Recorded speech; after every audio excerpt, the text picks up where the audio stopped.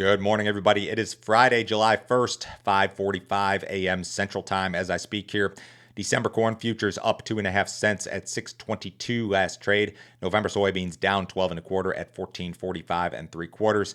September Chicago wheat up 4 cents at 8.88. September Kansas City wheat up 3/4 cent at 9.52 1/2. September spring wheat up 4 1/2 at 9.94 1/2. If you guys are listening on the podcast, appreciate it. If you're on that Apple app, I could definitely use some more reviews. Drop me a quick review there. If you're watching on YouTube, guys, subscribe to the channel, like these videos, leave me a comment. Let me know what's going on in your neighborhood. Has it turned dry recently? Have you caught some rains? How do the crops look? All of those things. If you'd like some additional information from me, go to my website, www.standardgrain.com. Check out my premium subscription service today, guys. I send my premium subscribers a ton of information direct from me every single business day. Morning email has been going out about 5:30 a.m. Central Time. In that email, you'll see every overnight headline you need to be aware of. Tons of charts, graphics, weather info. My subscriber-only videos are part of this deal. I did a quick USDA analysis yesterday, and I'm pretty timely on report days. I think this was out about 15 minutes after the report. I make these videos really quick on report days and try to get that info out on Tuesday morning prior to the reopen in the grain markets following the long weekend we've got coming up. I'll have a weather video out and kind of an update ahead of Tuesday morning's open. If you guys are interested, sign up today. It's $50 a month. You can cancel it at any time. No other fee, no other obligation. Nobody will try to sell you anything else, I promise. So let's talk about this report a little bit. USDA reported a lower than expected U.S. soybean acreage number. The trade really missed this. U.S. soybean plantings were pegged at 88.3 million, down sharply from 90.96 in March and the average trade guess of 90.45. So the trade missed this soybean acreage number by 2.1 million. That's a big miss. That should have been seen as just an outright bullish number in the report, yet the market did not react that way. We saw a quick rally following the report in the soybean market. It quickly reverted lower, finished the day lower. We traded lower overnight for a little while. The biggest losses in soybean acres occurred in North Dakota and Minnesota, which lost a combined 1.6 million acres versus March intentions. So again, most people would see that as an outright bullish number. If you take that acreage number and plug it into USDA's current version of the new crop balance sheet, it spits you out a carryout number of like 150 million bushels, which is incredibly tight and would be an incredibly bullish number if realized. Now, I think there's a couple of implications here when it comes to beans. First off, I'm not sure that the trade believes the acreage numbers. USDA is going to resurvey farmers in North Dakota, Minnesota, and South Dakota in regard to acreage. This is what they said at the top of the report. In July, NASS will collect updated information on 2022 acres planted to barley, canola, corn, dry edible beans, oats, sorghum, soybeans, sunflowers, and durum and other spring wheat in 3 states. Excessive rainfall had delayed planting at the time of the survey, leaving a portion of the acres to still be planted in Minnesota, North Dakota, and South Dakota. So there's going to be a resurvey here. So maybe the trade doesn't believe the acreage numbers. Also, in regard to the new crop balance sheets, I'm not sure that the trade believes the demand numbers either. They've got some pretty lofty stuff in there in regard to demand, especially for exports. We're talking a huge crop in Brazil being planted again this fall. A lot of that's probably too far-fetched for me to even discuss here, but there's a lot of factors at play when it comes to supply and demand, put it that way. Corn acreage was right on par with expectations at 89.9, so no big surprise there. All wheat acres just above 47, very close to expectations. The spring wheat number was higher than expected by a couple 100,000. Durum also higher than expected in regard to acreage. When you look at where the changes were, a lot of areas lost soybean acreage versus March intentions, according to yesterday's report. Most notably North Dakota, also Minnesota, but a lot of other areas saw marginal reductions in soybean acreage versus March. Illinois was an exception. They picked up some soybean acreage. Kentucky, an exception. When you look at corn acreage, a lot of areas picked up corn acreage. You saw losses in North Dakota and South Dakota versus March, but increases in Minnesota, Iowa, Missouri, Wisconsin, Ohio. So kind of a mixed bag here. But again, the big takeaway from that report in regard to acreage was that soybean number and the market's inability to rally on what I would call an outright bullish soybean acreage number is certainly cause for concern in my view. Now, we also had the grain stocks report. This is about as accurate as I have ever seen the trade be in regard to their pre-report estimates for stocks. They were pretty much right on the money with everything. Some interesting statistics here. Total U.S. corn stocks as of June 1st were up 6% versus last year.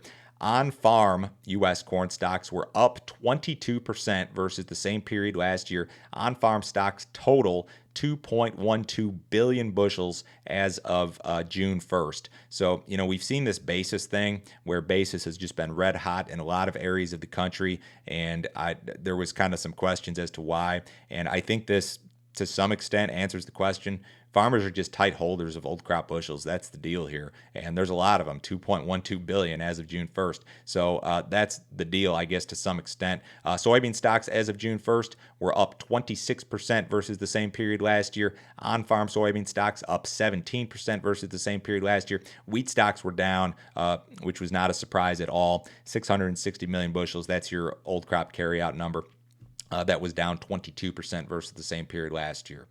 Now, here's another factor that I think is equally as important, or perhaps even more important than yesterday's report. Commodity markets in general continue to tumble. The Bloomberg Commodity Index has lost 15% from its high that was posted just on June 8th, which is right here on my chart if you're watching. This thing has just collapsed here the last few weeks. And this index tracks a basket of commodities, everything from energies to grains to soft commodities, metals, that sort of stuff. So commodity markets as a whole are under a lot of pressure. This is not just corn, soybeans, and wheat. This is everything, maybe with the exception of energies, and even energies have seen a little bit of weakness here as of late. So I think that this inflation trade, where large speculators just bought commodities as an inflation hedge, it may be on its way out. Here's some interesting statistics. Here's your drawdowns from your 2022 high in a handful of selected commodities. Lumber is down 55% from this year's high. Gold's down 13% from this year's high. Silver's down 26%. Copper's down 26%. Cotton is down 34% from this year's high. Canola is down 25%. Cocoa's down 19%. And there are a bunch of other commodities that are still weaker and quite a bit weaker versus where they peaked just earlier this year. So I think you've got some broad-based selling across commodity markets. I really do. I don't think that what's going on here is exclusively related to supply and demand when it comes to corn, soybeans, and wheat. I think you've got large money managers who just want out. I think this inflation trade could be on its way out. And maybe this is a temporary sell-off in the commodity markets. But this chart that's on my screen here looks pretty darn ugly, in my opinion. Let's get to weather here. U.S. drought is expanding and fairly rapidly in some areas. The drought monitor looks quite a bit different than it did at the end of May. You've seen drought build in some of these parts of the central corn belt, like Illinois, Indiana, the Mid-South, certainly. Kentucky, Tennessee, down in my neighborhood here is very, very dry. A lot of Missouri's turned dry. A lot of the Delta's turned dry. You've seen a little bit more dryness in parts of Iowa. So this is an issue, and this has developed pretty quickly because a lot of these areas in the central corn belt were pretty much blank on this drought map a month ago, and now they are not. When you look at U.S. drought areas versus May 31st, U.S. corn areas experiencing a drought are now 23%. That number was 19% on May 31st. Soybeans 15% versus 10% on May 31st. Spring wheat areas have actually declined in terms of drought, 19% versus 25%. But these areas of the Midwest, the Mid-South, the Delta in particular, have seen an acceleration or an increase in drought, and it's been pretty drastic here over the last few weeks. Now, in terms of weather, we've got a little bit of rain on the radar this morning over parts of Nebraska and Kansas. Everything else pretty much blank for the most part in terms of corn and soybean growing areas. The next 7 days look pretty wet for a lot of Iowa, northern Illinois, northern Indiana, and you've really got coverage for a lot of areas of the Corn Belt. So I think that the trade is still reading this as being a bearish forecast. We've got rains coming in the first 2 weeks of July, and that's all it takes to result in some pressure in the markets. And again, this heat is certainly an issue. It's the other piece to the puzzle. Again, I think precipitation trumps heat in terms of both the markets and corn yield potential during the month of July in particular. But I'll tell you what, we've got a 3-day weekend coming up. Following today's close, the grain markets will not reopen until Tuesday morning. There's no Monday night trade. So if there's a shift in the forecast over the weekend, if these forecasts are wrong, and they've been wrong before, they'll be wrong again at some point, you could see a sharp reaction one way or the other in the markets. The U.S. stock market posted its worst first half performance in more than 50 years. The S&P 500 lost 20.6% during the first half of the year. That's the worst first half since 1970. The U.S. economy is perhaps entering a recessionary period. The days of easy money are over. The Fed is tightening. They're raising rates. They're unwinding their balance sheets. The stock market's been hit hard. The bond market has been hit hard.